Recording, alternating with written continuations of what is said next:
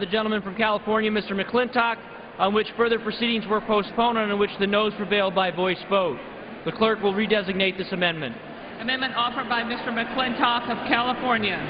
You want that? A recorded vote has been requested. Those in support of the request for a recorded vote will rise and be counted. A sufficient number having risen, a recorded vote is ordered. Members will record their votes by electronic device. This will be a 2-minute vote. A 2-minute vote. The McClintock amendment would reduce the International Trade Administration by 59% and apply the savings to the spending reduction account. Primary elections are underway in a few states, Indiana, North Carolina, and West Virginia. Focusing on North Carolina, the Associated Press writes that voters are considering a referendum that would define marriage as between a man and a woman, effectively shutting the door on state recognition of same-sex marriage.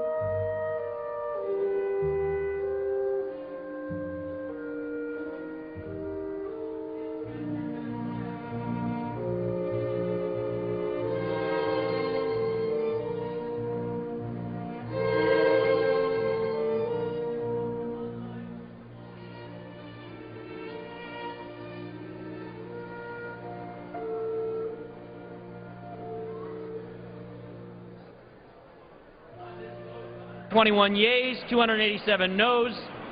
The amendment is not adopted. On the unfinished business is the request of a recorded vote on the amendment offered by the gentleman from Maine, Mr. Michaud, on which further proceedings were postponed and in which the nays prevailed by voice vote. The clerk will redesignate the amendment. Amendment offered by Mr. Michaud of Maine.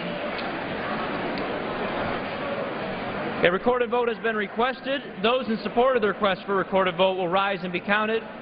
A sufficient number having risen, a recorded vote is ordered. Members will record their votes by electronic vote device. This vote will be a 2-minute vote.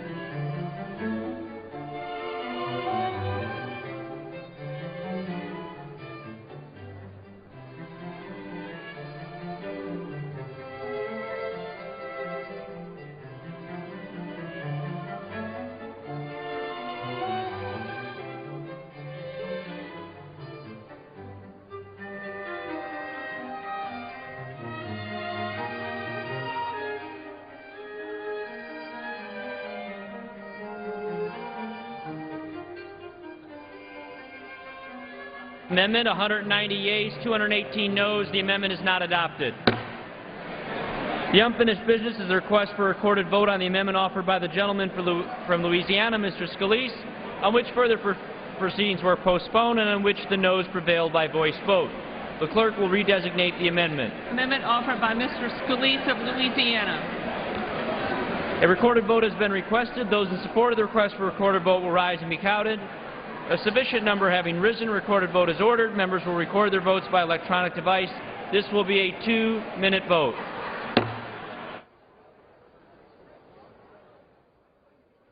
This amendment would reduce salaries and expenses at the Economic Development Administration and also reduce funding for the Commerce Department management. 6 more amendment votes after this one. House Democrats said today that they'll offer an amendment to push to overturn stand your ground self-defense laws in states like Florida. The Washington Times writes that the amendment would withhold some grants from states that have such laws and will come as part of the House's debate on the spending bill that the House is debating now. That amendment is being offered by Representatives Raul Grijalva of Arizona and Keith Ellison of Minnesota.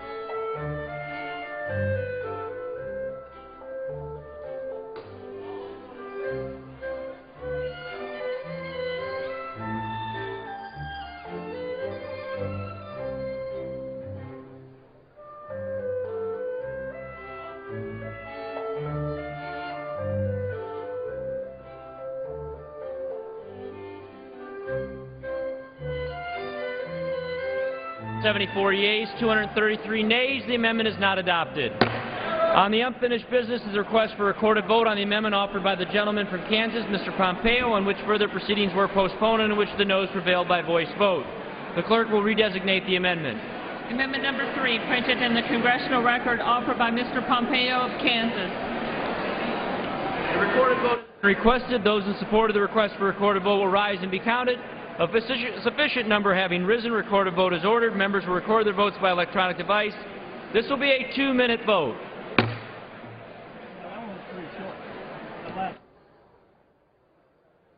Amendment voting continues. This one would eliminate economic development assistance programs and grants.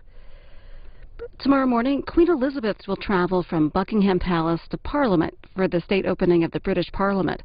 She'll deliver a speech on priorities for the coming year to members of the House of Commons and the House of Lords. We'll have live coverage at 5:30 a.m. Eastern on C-SPAN 2. And we'll also have the House Armed Services Committee live, marking up making the final line-by-line changes to the Defense Programs Bill. That starts at 10 a.m. Eastern Time on C-SPAN 3.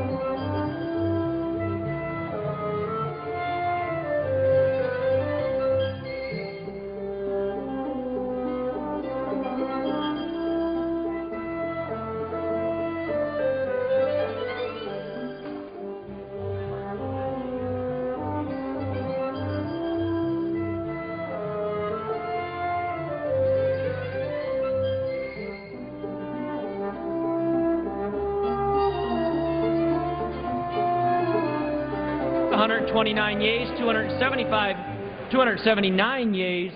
The amendment is not adopted. On the unfinished business is the request for a recorded vote on the amendment offered by the gentleman from Arizona, Mr. Quayle, on which further proceedings were postponed and in which the noes prevailed by voice vote. The clerk will redesignate the amendment. Amendment offered by Mr. Quayle of Arizona. A recorded vote has been requested. Those in support of the request for a recorded vote will rise and be counted. A sufficient number having risen, a recorded vote is ordered. Members will record their votes by electronic device. This will be a 2-minute vote.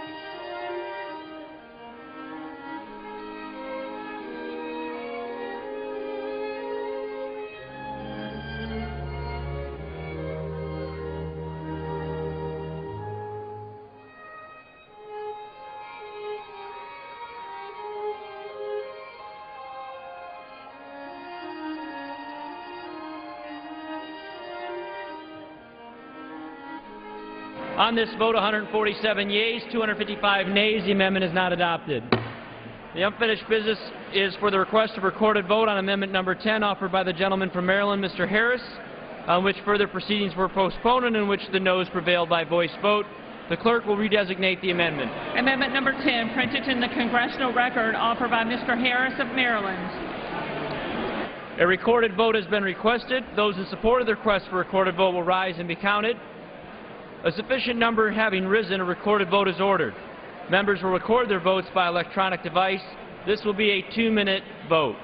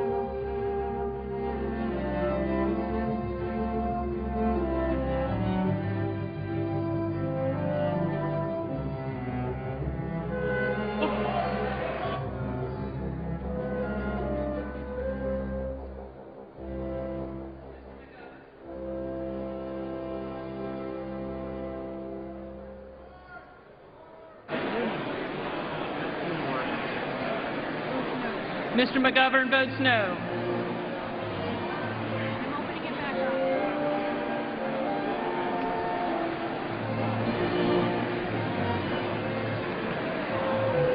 Mr. Rooney.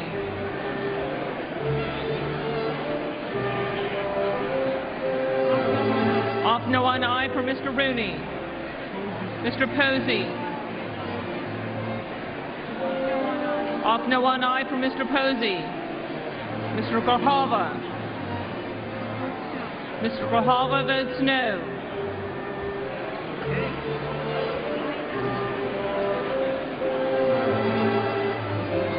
On this vote, there are 219 yeas, 189 noes. The amendment is adopted. The unfinished business is the request of recorded vote on the amendment offered by the gentleman from New York, Mr. Grimm, on which further proceedings were postponed and in which the noes prevailed by voice vote. The clerk will redesignate this amendment. Amendment offered by Mr. Grimm of New York. A recorded vote has been requested. Those in support of the request for a recorded vote will rise and be counted.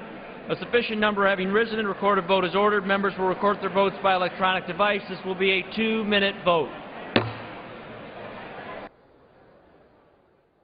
This amendment would increase funds for regional information sharing activities by $18 million and reduce funds for National Oceanic and Atmospheric Administration by the same amount. Today, voters in Wisconsin are choosing the Democrat who will face Republican Governor Scott Walker in next month's recall election, a vote forced by union leaders and others who rallied against Walker's push to strip collective bargaining rights from most state workers. The National Journal writes that Milwaukee Mayor Tom Barrett is one of 4 Democrats on today's ballot, and that a victory by Barrett would set up a potential rematch of the 2010 election that put Walker into office. We're also covering election night speeches by Indiana Senator Richard Lugar and State Treasurer Richard Murdoch to become Indiana's Republican Senate nominee. We'll have those speeches after the House is out here on C-SPAN.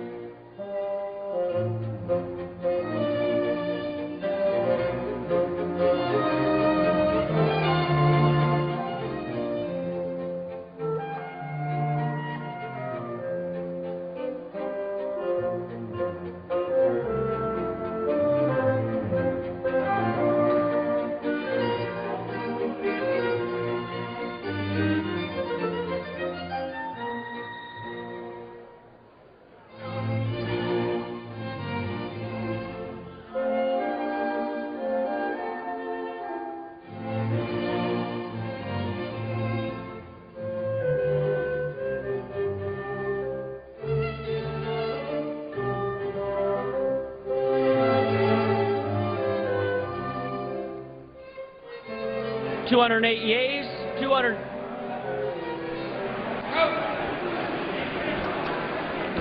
Mr. Clark of Michigan.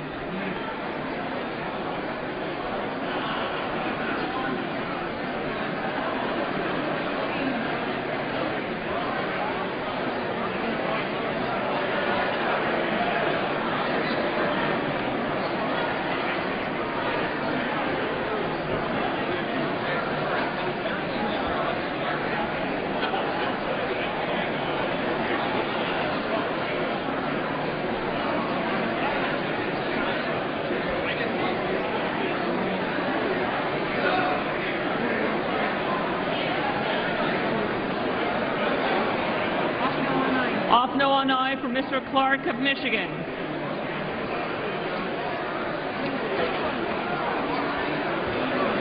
On this vote, the yeas are 209, the noes are 199. The amendment is adopted. The unfinished business is the request for a recorded vote on the Second Amendment offered by the gentleman from Georgia, Mr. Brown, on which further proceedings were postponed and in which the ayes prevailed by voice vote. The clerk will redesignate the amendment. Second amendment offered by Mr. Brown of Georgia. A recorded vote has been requested. Those in support of the request for a recorded vote will rise and be counted. A sufficient number having risen, a recorded vote is ordered. Members will record their votes by electronic device. This will be a 2-minute vote.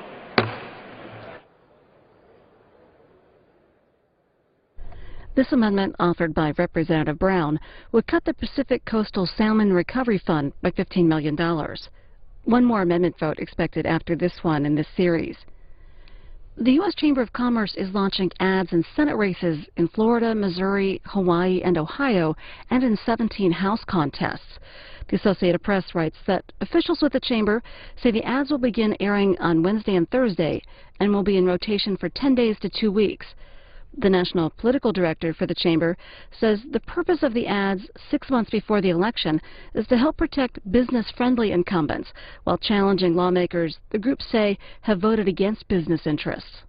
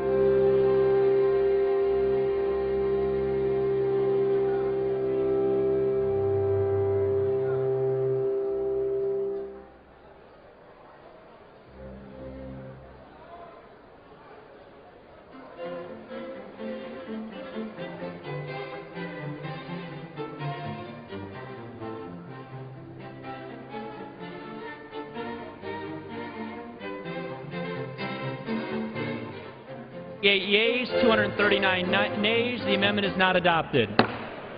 The unfinished business is the request for a recorded vote on the amendment offered by the gentleman from New Jersey, Mr. Runyon, on which further proceedings were postponed and in which the yeas were prevailed by voice vote.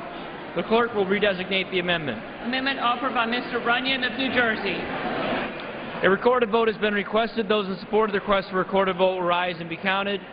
A sufficient number having risen, a recorded vote is ordered. Members will record their votes by electronic device. This will be a 2-minute vote.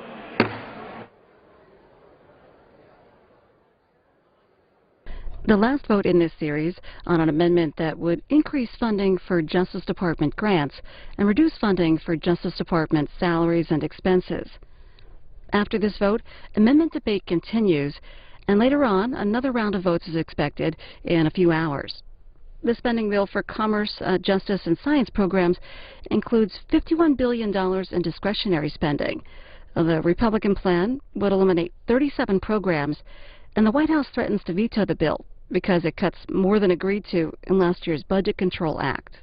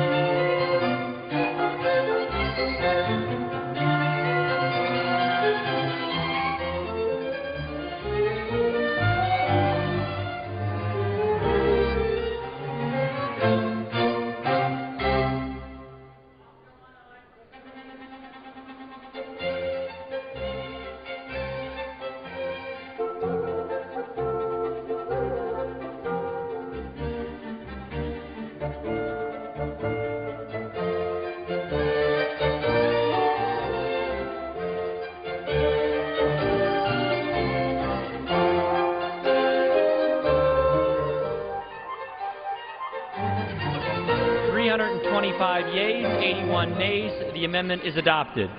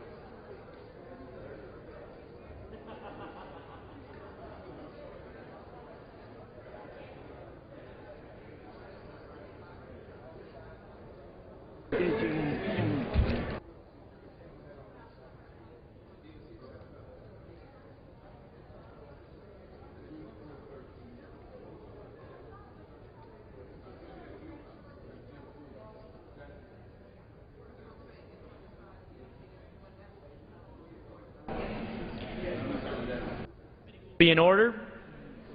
Members would remove their conversations from the floor.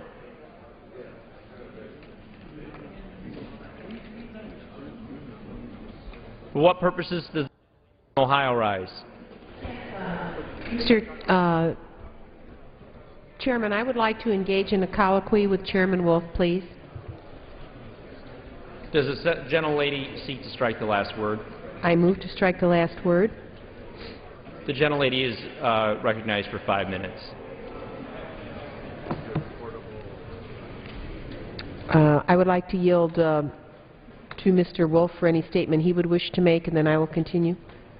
Thank you, Mr. Chairman. There's been a dramatic increase in financial and mortgage fraud as a result of the recent economic crisis, and additional resources are needed to protect the American people and exact justice for them.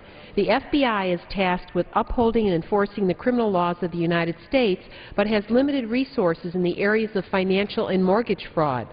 In fiscal year 2011, the FBI had approximately 3,000 pending mortgage fraud investigations, compared with roughly just 700 investigations in fiscal year 2005. Also, in fiscal 2011, the FBI had more than 2,500 corporate and securities fraud investigations, representing a 50% increase since fiscal year 2008. Nearly 70% of the pending investigations involve losses exceeding $1 million, and according to the Department of Justice, the average return on investment for one corporate fraud agent was approximately $54 million over the past 3 years, an incredible return on investment. While I support hiring even more agents than the President does, the committee was only able to provide $6.61 million, less than half the request.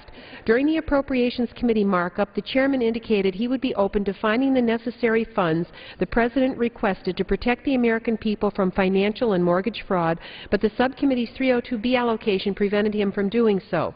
The Senate version of this bill does fully fund the President's request. I ask the chairman to further elaborate on what was said in committee and inquire if the chairman is open to adding additional support should this bill go to conference. I would be very honored to yield to the gentleman. The FBI was one of the few agencies in this bill that receive funding above its requested level, and I've always been a strong proponent of providing the necessary resources for law enforcement personnel to protect the American people. As you noted, the bill includes a program increase of $6.6 million above the current level for agents and support personnel to combat financial fraud. The Senate has reported their CGS bill at a higher allocation. I think there was $781 million above us. As we go to conference with the Senate, the gentlelady can rest assured that we will work to ensure that the FBI has the resources that they need.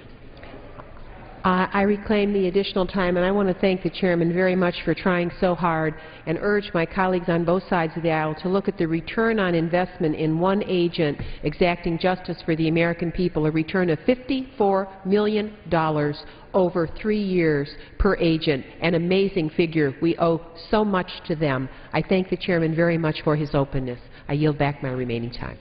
Gentlelady yields back. For what purpose does the gentleman from Virginia seek recognition? I yield to the gentleman from Pennsylvania. The gentleman moves to strike the last word. The gentleman from Mr. Chairman, Pennsylvania is recognized. I move to strike the last word. The gentleman is recognized. Thank you, Mr. Chairman. Mr. Chairman, I rise to express my deep appreciation to the members of this committee who, in their wisdom, saw the ability to support the concept of veterans treatment courts.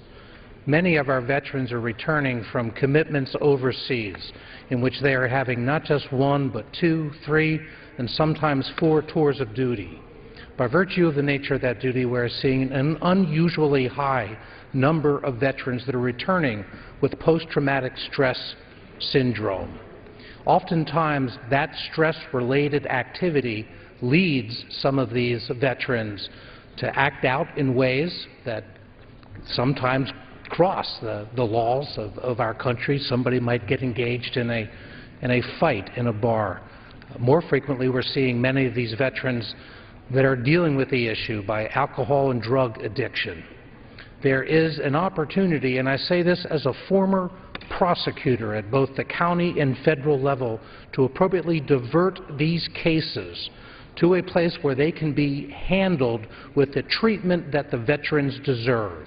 Veterans treatment courts are an obligation, in my mind, to these returning veterans to allow us to most effectively deal with the underlying issues that have come as a result of the commitment that they made to our nation by its service. I want to express my deep appreciation to Chairman Wolf and to the members of the committee for their forward-thinking support and urge the support of all of the members of this body for the appropriation and support of veterans treatment courts.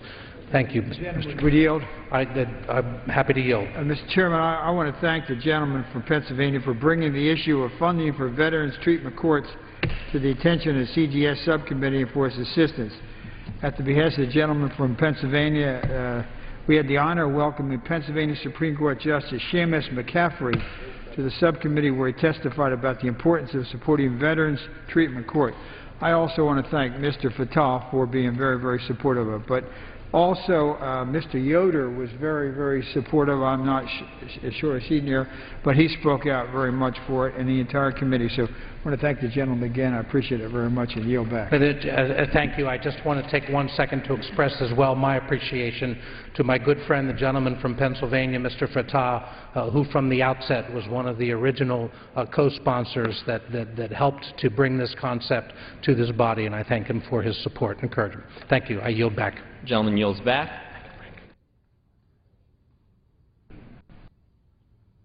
Seeks recognition. The clerk will read. Page 41, line 6, Office of Justice Programs, Research, Evaluation, and Statistics, $112 million. State and local law enforcement assistance, $962,500,000.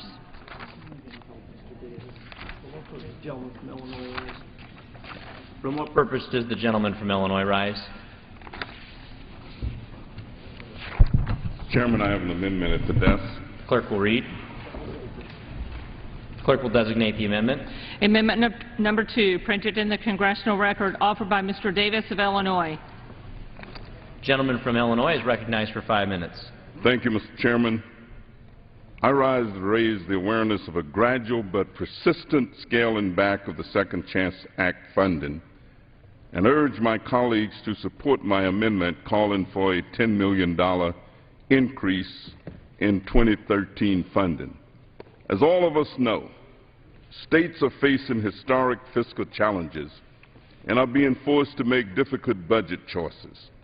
And these choices are only made more difficult when prisons are packed to capacity and communities lack effective resources for dealing with offenders who return.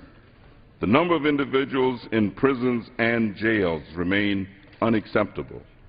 As a matter of fact, our country, the United States of America, is the most incarcerated nation on the face of the earth, not only in actual numbers but also in proportion of population. If current projections continue, state and federal prisons will grow another 13% in the next year, adding an additional 192,000 prisoners at a cost of $27.5 billion. In light of these challenges, the need for the Second Chance Act is greater now than ever before. The Second Chance Act is a common-sense response to reduce recidivism and improve outcomes for people released from prisons, jails, juvenile facilities, and returning to their communities. Research confirms that comprehensive coordinated services can help formerly incarcerated individuals find stable employment and housing, thereby reducing recidivism. Last month, the Equal Employment Opportunity Commission issued updated enforcement guidance on employers' use of arrest and conviction records when making employment decisions. In its guidance, the EEOC cited that hiring policies that include blanket exclusions of people with criminal records have a disparate racial impact and therefore violate Title VII of the 1964 Civil Rights Act. The new rules call for employers to assess applicants on an individual basis rather than excluding everyone with a criminal record through a blanket policy. The new policy also encourages employers to give applicants a chance to explain their criminal record before they are rejected outright, and marks a momentous advancement in the employment arena for individuals who've been incarcerated. In addition, the Second Chance Act grants are working and improving public safety. The Moms and Babies program in Illinois' Decatur's Correctional Center, a Second Chance grantee, has served 34 women. To date, no program participants have returned to prison, a 0% recidivism rate. In San Mateo, California, of the 220 participants in their Second Chance program, 61 have been returned to jail, a recidivism rate of 28%, well below the statewide average of 58%. And at the federal level, reentry has become a high priority for many of the cabinet agencies in President Obama's administration.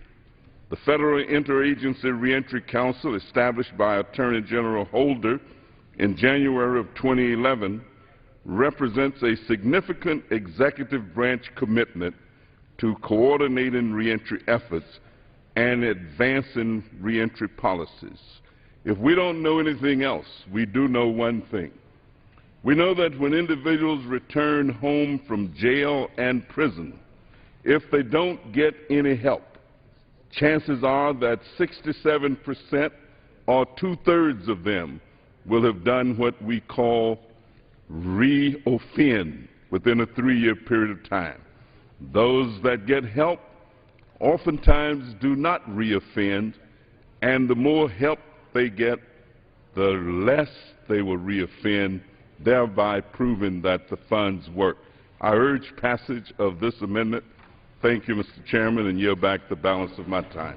The gentleman yields back. The gentleman from Virginia is recognized. Strike the requisite number of words.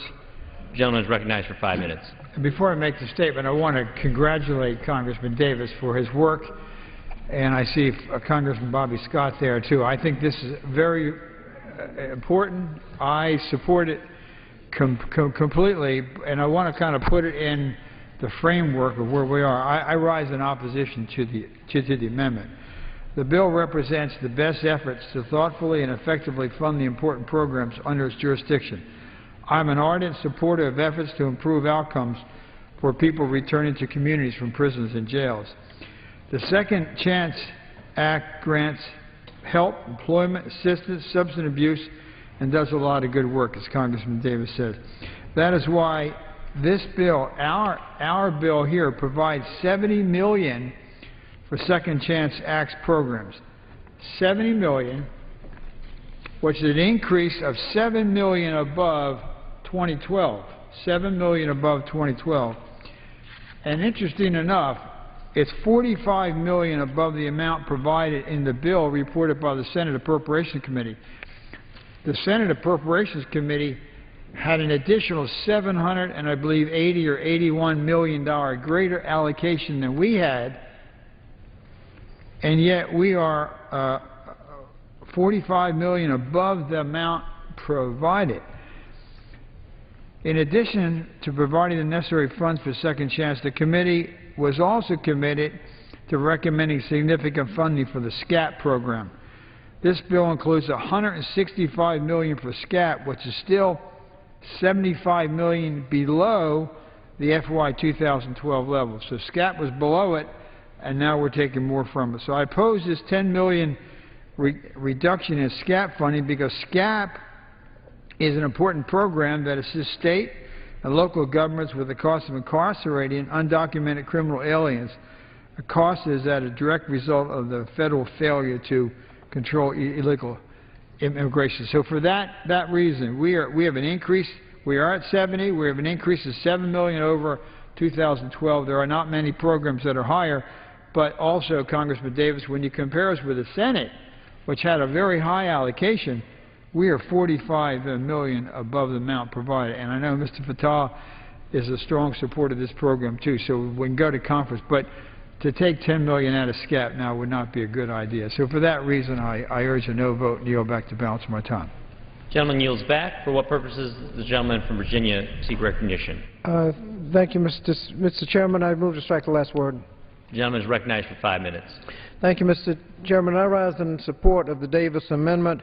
The United States locks up a higher portion of its population than any country on earth, and one of the contributing factors is a high rate of recidivism, people who get out of prison and then turn around, mess up, and return to prison. Now, before the Second Chance Act of 2008, the Department of Justice statistics reflected that about two-thirds of the offenders released from prison, two-thirds were rearrested within 3 years. Now that's down in some states to one-half. And in my home state of Virginia, which has taken full advantage of the Second Chance Act and has enacted additional initiatives, the rate is down in the 30% range. So additional funding in this amendment will be very useful, and it shows that you can save money and reduce crime. Now, we need a lot more money than even this amendment would provide. Each year, 9 million individuals are released from jails, over 700,000 released from state and federal prisons. And they need a lot more assistance than even this amendment would do, but this amendment is a major step in the right direction. At least 95% of state prisoners will be released at some point at some point, and they have a myriad of needs which, if unmet, will contribute to the risk of reincarceration. Significant mental health problems that the Second Chance Act can address. Substance abuse, highly correlated with crime. Education, those who do not have adequate education will find themselves back in prison. And employment. Those basically, because they don't have the education, they have trouble getting jobs, and the felony record even exacerbates that problem. The Second Chance Act initiatives go a long way into helping.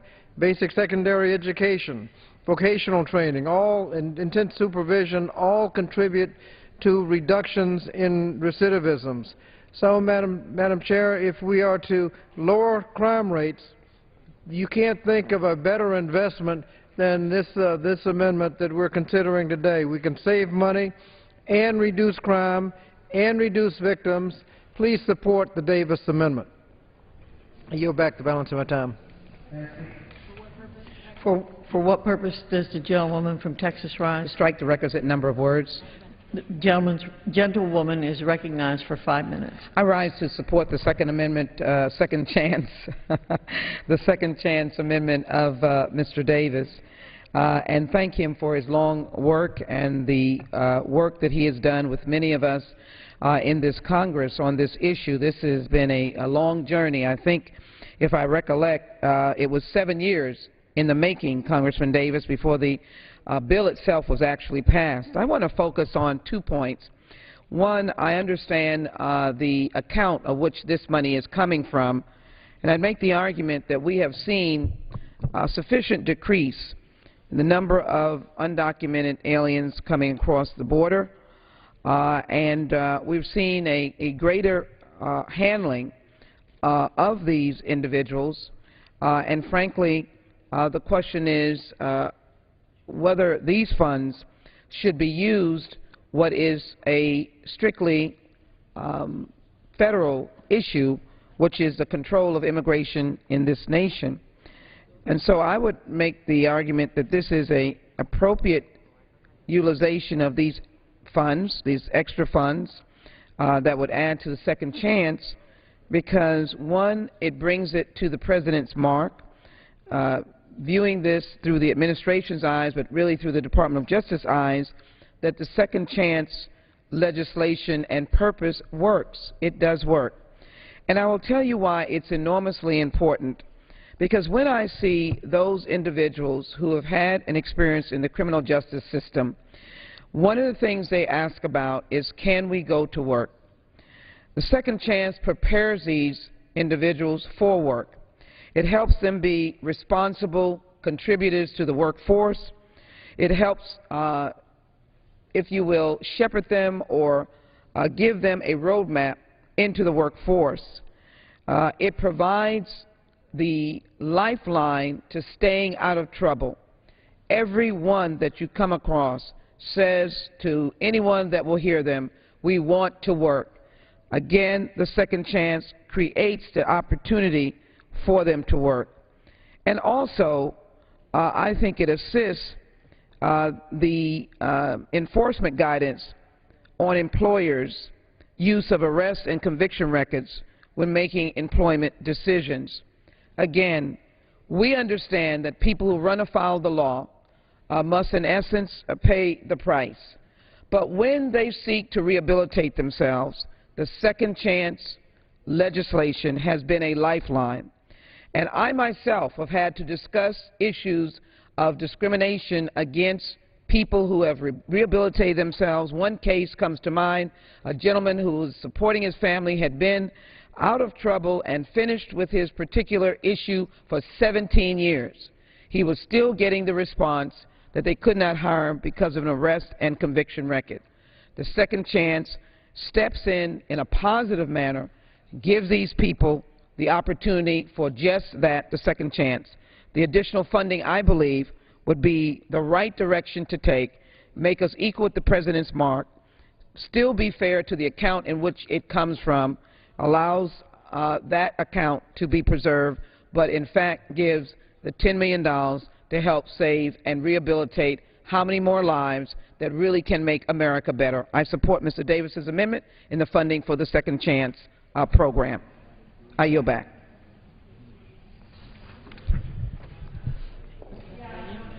For what purpose does the gentleman from Pennsylvania rise? I rise to strike the last word, and I'll be brief. Early